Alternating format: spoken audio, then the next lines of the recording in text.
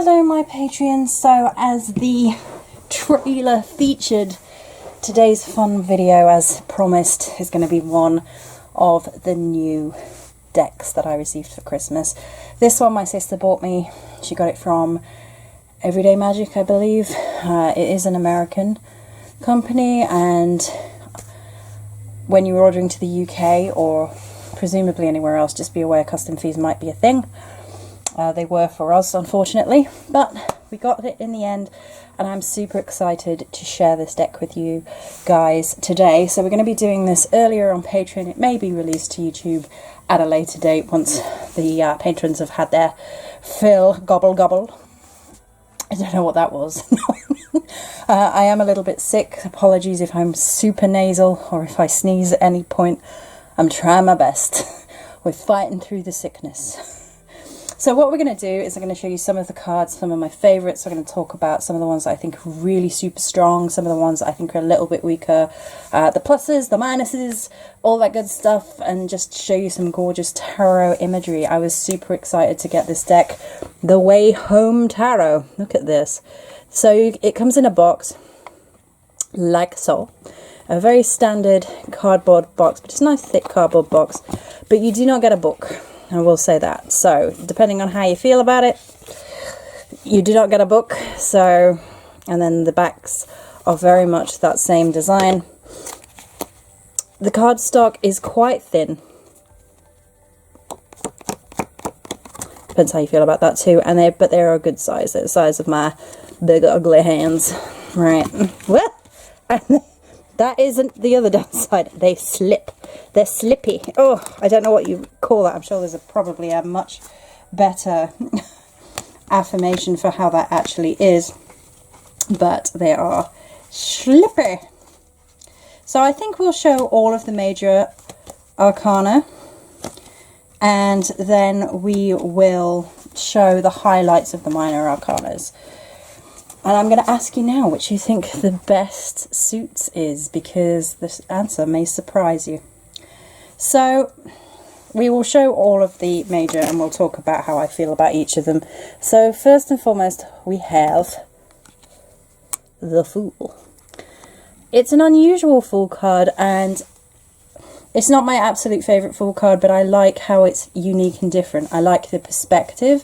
So rather than seeing the Fool from afar about to jump off the cliff, we kind of see it as if we are them, which is nice. I like that kind of perspective shift.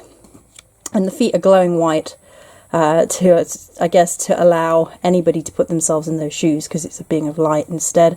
And then you have the road further on through the mountains and these rainbow guidelines amongst a very stark grey card of the mountains and the trees. So it's very interesting interplay of colour and light and path, and I think that's a really interesting first step. Now the second one is the Magician. I don't know about the Magician in this deck personally. It's okay. The tools are there. It's simplistic. The hands as above so below make the ellipsis, as is usually present with the Magician.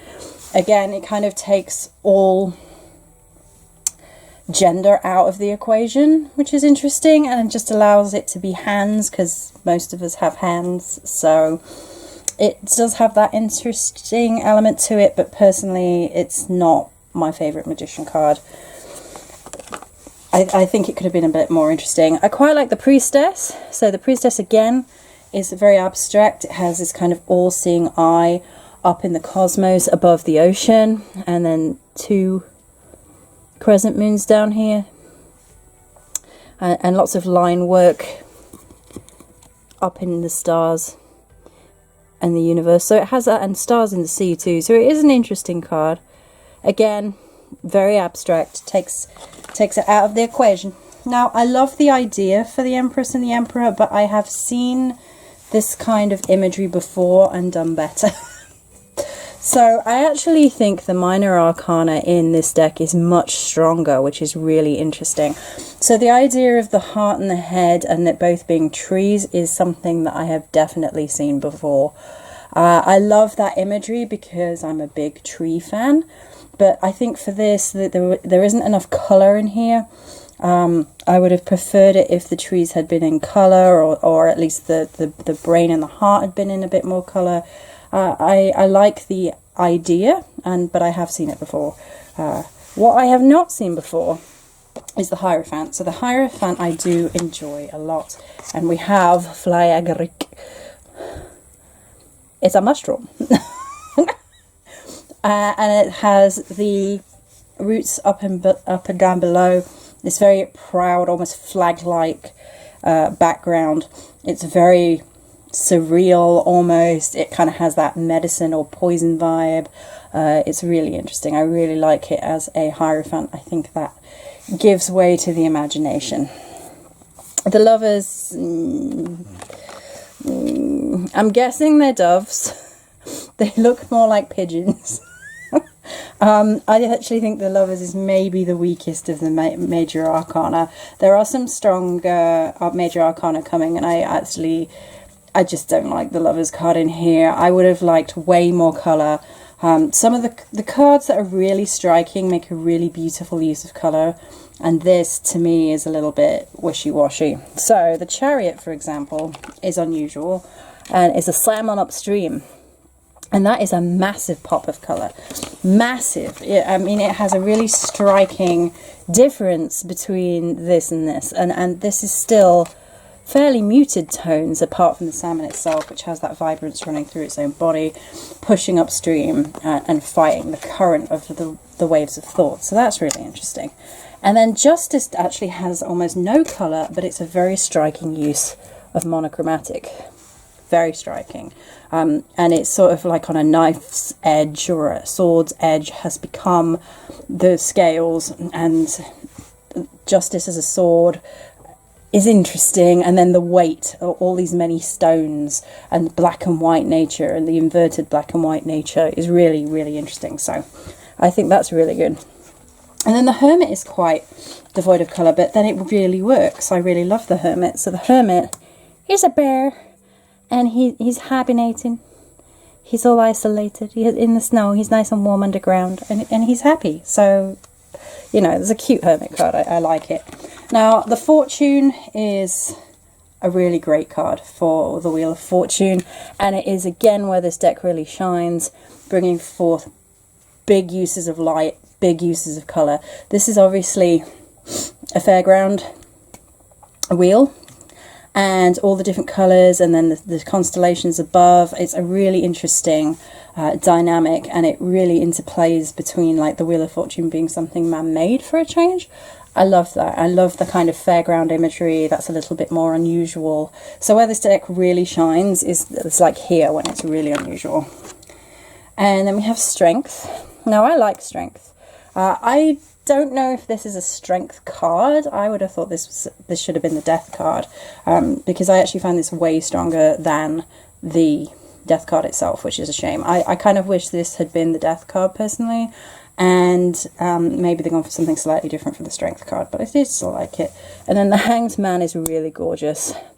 So it's the cocoon, which is not unheard of, but it has all of the cosmos tied within it, and that's where the major bulk of the colour from the card comes. And this is where it does its strength, whereas it's black, lots of interplays of white, and then massive pop of colour to really drive home a point. I think that's gorgeous.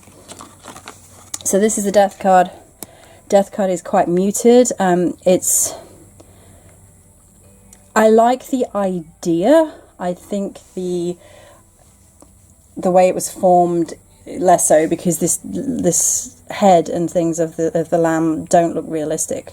I get that the kind of the death part, the decaying part, the meat part was supposed to be very traumatically centre stage to like really drive home that, but it almost became a bit too cartoony rather than realistic. So it's like if you were going to go for that.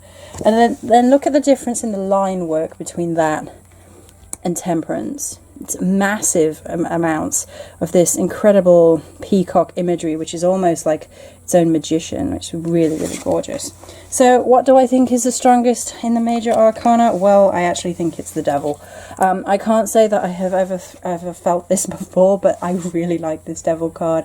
It again has that carnival feel. I wish they'd done a bit more with the carnival theme, because it really seems to work for them. That kind of pushing in 3 different directions, that kind of show horse showmanship, and also still having the reins and then like the inverted pentagrams on their foreheads is genius. It's brilliant. It's really great. The tower card is really strong too. Ba-boom. Not something you want to see when living in Norway, because that's kind of like this cabin on fire, and there's a lot of really beautiful imagery with the lightning becomes almost intentional in a different kind of way and strikes the tower down, and it's just beautiful. The star is not bad. Again, I would have liked to see the colours popping a little bit more. The moon is okay. It's been done. I do like there's the black wolf in the reverse of the white wolf in the imagery, but again, the colours seem a bit muted. The sun is interesting because it has that desert interplay, but again, the muted colours are not where this deck shines. Judgment. And then the universe, the world. This is really strong with the Aurora Borealis. Very Norwegian, completely and utterly Norwegian.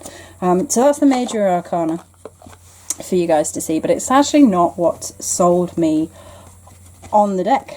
For once, the minor arcana is, in my opinion, much stronger. So I'm going to show you some of my favorites from the minor arcana, and I actually think that the strongest in here is the pentacles, which I almost never say. So some of my favorites here, you've got the Ouroboros with the 2 eggs hatching for the 2 pentacles. I love it. I love the little green snake. I love that there are pentacles that are sort of formed in the cracking of the eggs. I think that's really cool and really clever. Here is a muted use of colour done right for 5 of pentacles with the sort of rotting tomatoes on the vine. So there's an absence of colour, but it works for the essence of the card really, really well. The 7 of Pentacles is this gorgeous little seeds going into the ground. I thought that was fun and interesting. The 9 of Pentacles with the pentacles in the actual fruit. I thought that was unusual and fun. The 10 of Pentacles, which is definitely an image I have seen all over Instagram, and has taken that and playing with it. And then what I really love about the minor arcana is they've used the son, daughter, mother, father element rather than the king, queen, which has been done, but this is done really well. So this is the daughter, and you can see it's all outlines with the earth growing within. This is the son with his earthy sawn wood. This is the mother with her ripe apples. And then this is the father with the mountains within, and then this beautiful imagery coming out with the pentacles out of the mind. So I'm just going to have a quick scoot through the that's a really powerful card. So the 8 of Cups is really powerful with the octopi on the beach with discarded watery cups. So then we're going to get into the wands. I'm not going to show you any of the swords because they didn't really speak to me, and the cups didn't massively either, which is a shame. Some of them do, but like... So I love this card. That's absolutely gorgeous. As an entranceway into the unknown, again, it's that pop of divine colour. It's just beautiful. It's beautifully done. And then the 4 as well. Look at this. This is when they use the colour to the best of their ability. I wish they'd all been like this because it would have been stunning with this celebratory fire with the lights in the background. Just stunning, absolutely stunning. And again, when they do it right, the Six of Wands, this massive pops of colour. Look at that, like leading up the hill, the sunrise. Oh my goodness, it's beautiful. And even the Seven, like, it's a completely different feel, but it's like the juxtaposition between the two is fascinating. And then we have the Daughter with the fireworks, the Sun with the volcano, the Mother, and this is what card usually represents me, is the Queen of Wands, and the Mother there with, like, I'm guessing it's just kind of fire and infernal through the earth generally for her, and then the kind of lightning fire into water for the Father of Wands. Now, not all of the cards are as strong, but these are some of my favourites throughout the deck. So I thought I would give you a little sneak peek behind the scenes of this particular deck. I really enjoy it. It's not perfect, but nothing is usually. And the images that are super strong are amazing. I really, truly think it will be interesting to do divination with it, especially as there are no pre-given meanings. So it's very much formulate your own feelings around each card. I also think because of that, it's going to be a massively useful deck for taking a card to meditate with, or to use as an archetype, or to take a card to use in magic, rather than just purely divination. I can see these cards being absolutely wonderful for bringing into spell work. And because the ones which are really celebratory, or like the Seven of Wands for a kind of shadow work, or like for me that would be this, but these kinds of cards for like working within the essence of the self, bringing these archetypes into the self, I think that's really, really amazing and really, really strong. It also doesn't paint the picture of human beings in anything more than outlines or feet in, you know, or outlines like this, which is really strong for me because it doesn't pigeonhole the archetypes in the way that some do. And it avoids that by giving the outlines of people rather than like trying to overly define them. I mean, there is some definition in terms of the shape of them, obviously, like Guy is built and she's not doing badly in her CrossFit, but like that's the only thing. That can help me when I'm trying to, you know, get fit through the gym. Which I need to go back to tomorrow, hopefully, if I feel a bit better. So I really do enjoy this deck. As I said, it was a Christmas present, and I had seen certain cards that really spoke to me. The Father and the Mother and the Son and the Daughters of each of the sets really did speak to me. I thought they were really interesting, really unusual, really unique. I feel a bit bad that I didn't show any swords now. So I'm going to show you the Queen of Swords, or the Mother as it is in this deck, because I think she's super glamorous, which is really nice. Has that completely glamorous and unique and different feel to her, so I thought I would show you guys that one. So we had a sword. We had a cup and we had a sword, but it is unusual for the Pentacles to be the strongest. It was nice to see that for a change, although I love the Wands as always. I love my fire. So that's going to be it for this video, guys. I hope you had fun. I hope you enjoyed it. And I'm going to go back to the business of me now. Many blessings, and I'll catch you next time.